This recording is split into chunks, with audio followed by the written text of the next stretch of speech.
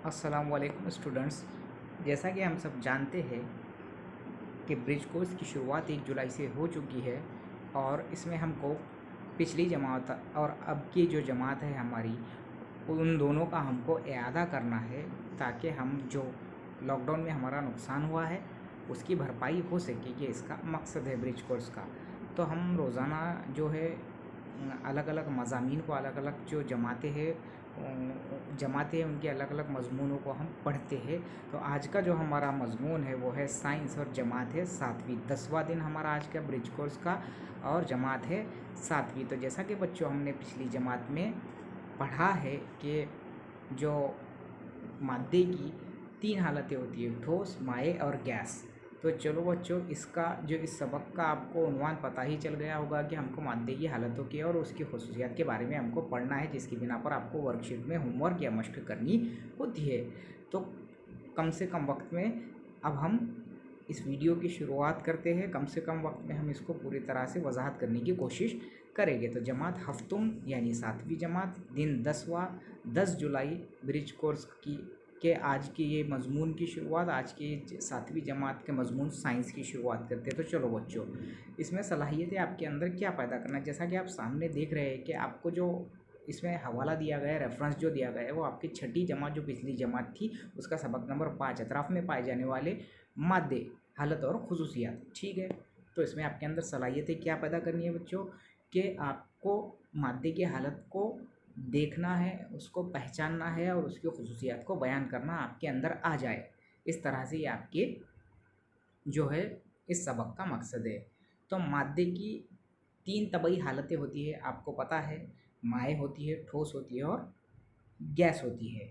ठीक है, तो सबसे पहले अगर आप यहाँ पर देख रहे होंगे तो आप यहाँ पर एक जो तस्वीर देख रहे हैं, तस्वीर में आपको मैं अब सीधा बता दूँ कि एक बर्फ़ का टुकड़ा होता है। मिसाल के तौर पे बर्फ़ का टुकड़ा जो होता है बच्चों, वो हाँ, जैसा कि हमने पिछले जो जमात में भी पढ़ा है कि जो मादा होता है वो पहले कोई भी मादा जो है 3 हालतों में होता है। तो मैं एक ही मिसाल के ज़रिए तीनों हालतें बयान करने की कोशिश करूँगा। तो आप देख रहे होंगे इस तस्वीर के अंदर एक बर्फ़ का टुकड़ा है। उस बर्फ़ के टुकड़े को अगर तपिश दी जाए, अगर उस बर्फ़ के टुकड़े को कहीं रखा जाए खुली हवा में, तो वो पानी की सूरत में जो है वो पानी की सूरत इख्तियार कर लेता है। जैसे ही वो बर्फ़ था, जब वो ठोस था बच्चों, और उसके बाद में वो क्या हो जाता है, पानी बन जाता है। धूप से या हवा से जब भी उसको बाहर रखा जाता है तो पानी बनता है, पिघल जाता है। तो पानी जो उसकी हालत होती है वो माए में होती है बच्चों। किस चीज़ में होती है, माए होती है। पहले वो बर्फ़ का टुकड़ा था, ठोस था, उसके बाद वो माए बना यानी कि पानी बन गया। अब अगर हम उसको तपिश देंगे, उसी पानी को हम तपिश देंगे यानी कि उसको गर्माहट देंगे, तो वो भाप की शक्ल में उड़ने लगेगा। और एक वक्त ऐसा आएगा कि ज़्यादा तपिश देने की वजह से पूरा पानी जो है भाप बनकर हवा में उड़ जाएगा। तो ये बन गया है गैस। तो बच्चों समझे, आपको समझ गया होगा कि एक बर्फ़ के टुकड़े की मैंने मिसाल बताई, उसमें आपको ठोस जो है बर्फ़ का टुकड़ा होता है, और उसके बाद में जब वो पिघल जाता है, तपिश से बोलो या कोई हवा के ज़रिए पिघल जाता है, तो माए बन जाता है यानी पानी बन जाता है। और बहुत ज़्यादा तपिश देने पर वो गैस की शक्ल इख्तियार करके हवा में उड़ने लगता है। तो आप देख रहे होंगे यहाँ पर नीचे दिया हुआ है, जिस तरह से आपको सामने तस्वीर दिख रही है, मैंने जैसे बताया, यहाँ पर एक ठोस बर्फ़ का टुकड़ा है, फिर पानी बना है, फिर वो गैस बना है। तो यहाँ पर मादे की हालत में तब्दीली, मादा जब एक हालत से दूसरी हालत में तब्दील होता है, उस अमल को मादे की हालत में तब्दीली हम कहते हैं, जैसा कि आपने सामने देखा। अब बर्फ़ को हरारत देने पर वो पानी में तब्दील हो जाता है, और मज़ीद हरारत देने पर वो भाप में तब्दील हो जाता है। यानी ठोस की शय को हरारत देने पर वो माए में तब्दील हो जाती है, और मज़ीद हरारत देने पर माए हालत गैसी हालत में तब्दील हो जाती है। इसी तरह शय की तपिश कम होने पर गैस माए में और माए ठोस हालत में तब्दील हो जाती है। अब देखो, जैसा कि हमने यहाँ पर देखा है कि जो पानी जो बर्फ़ जो है पानी में तब्दील हुआ यानी कि माए में हुआ, माए से वो जो है गैस बनी। तो ये तीनों हालतें तो हमने देख ली, लेकिन इसका एक उलट भी होता है बच्चों। जैसा कि मिसाल के तौर पे हम सर्दियों के अंदर देखते होंगे, हमने देखा भी है हमारे घर में कि बहुत सी चीज़ें जो है वो जम जाती है। मिसाल के तौर पर आप बहुत ज़्यादा सर्दी होने पर कश्मीर जैसे ठंडे इलाकों में घर के अंदर का जो पानी भी होता है, हमारे तरफ तो नहीं लेकिन कश्मीर जैसे ठंडे इलाकों में वो पूरा के पूरा पानी बर्फ़ बन जाता है। यानी कि ये कैसे क्या हुआ बच्चों कि ये जब माए की हालत में था, जब वो पानी था, माए था, पतला था,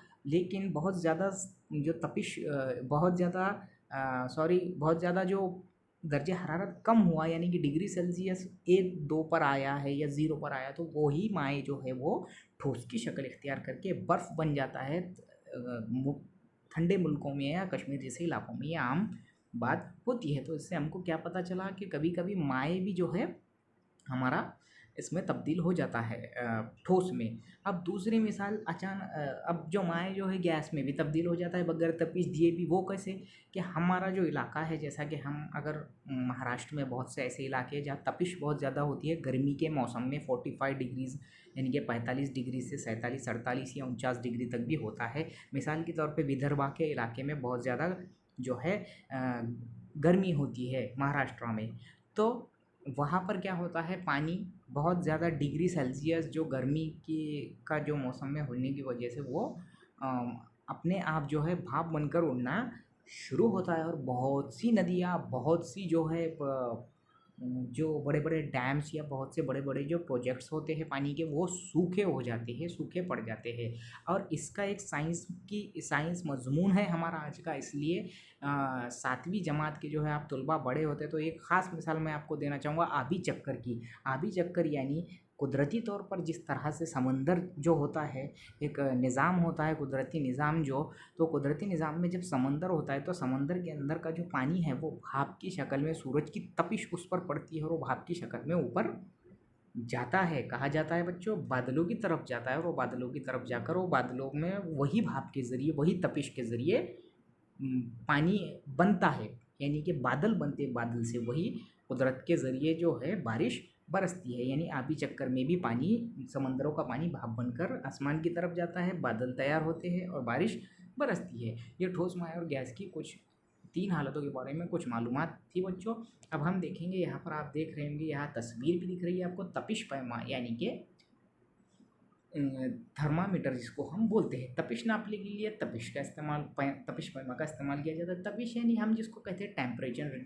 जनरली जो हम आजकल आपने भी या हर आम से आम इंसान जो है अनपढ़ भी है उसको भी पता है कि तपिश जो टेम्परेचर होता है, बॉडी टेम्परेचर हो या कोई भी टेम्परेचर नापने के लिए, तो थर्मामीटर का इस्तेमाल किया जाता है। तो कोरोना का, जैसे ही कोरोना की महामारी आई उसमें हमको एक ख़ास चीज़ें जो है आप सामने जो तस्वीर दिख रहे हैं, ये यहाँ पर जो गन जैसी जो शक्ल की जो तस्वीर दिख रही है वो हमारा तपिश पैमा ही है। उससे हमारे बॉडी का, इंसान के जिस्म का जो है तपिश नापी जाती है।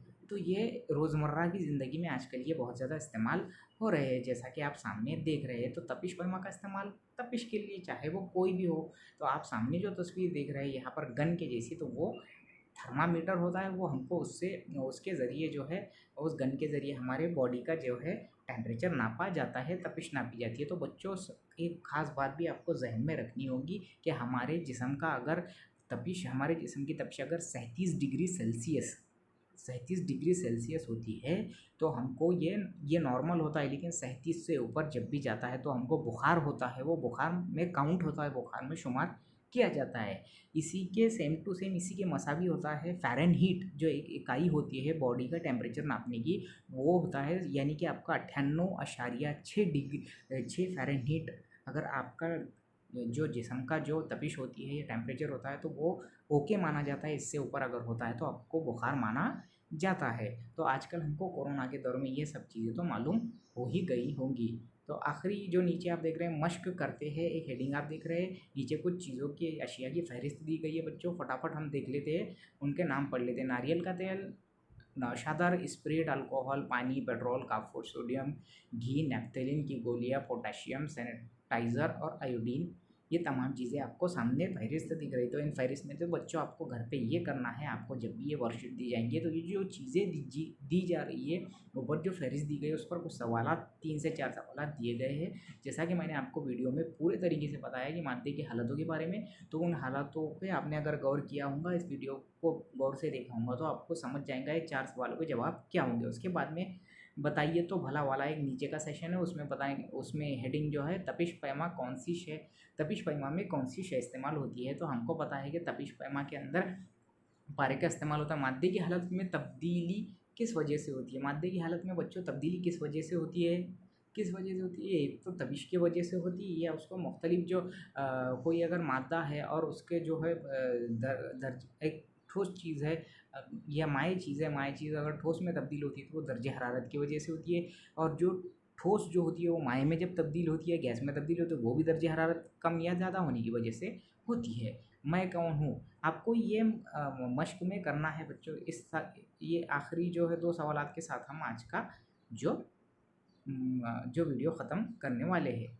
मैं कौन हूँ? मुझे मखसूस शक्ल नहीं होती, मुझे मखसूस जसामत नहीं होती, बर्तन में अपने हजम के मसावी जगह घेरता हूँ। आपको गौर करना होगा, मैंने जो मादे की 3 हालतें बताई उसी में से इसका एक जवाब है। मुझे मखसूस शक्ल होती है, किसी तरह भी रखे तो शक्ल तब्दील नहीं होती, हमवार सतह पर उंडेले तो ढेर बनता है। ये भी आपको आपके तौर पर लिखना है। सरगर्मी कीजिए वाला आखिरी जो है, अपने वालिद के साथ ये अमल कीजिए। एक तश्तरी में मोम के टुकड़े लीजिए और स्पिरिट के चिराग या मोमबत्ती के ज़रिए हरारत दीजिए। मोम की हालत में होने वाली तब्दीली का बगौर मुशाहिदा कीजिए और अपने बयान में लिखिए। तो बच्चों ये आपको घर पे करना है जिस तरह से हमने आपको ऊपर बताए हैं।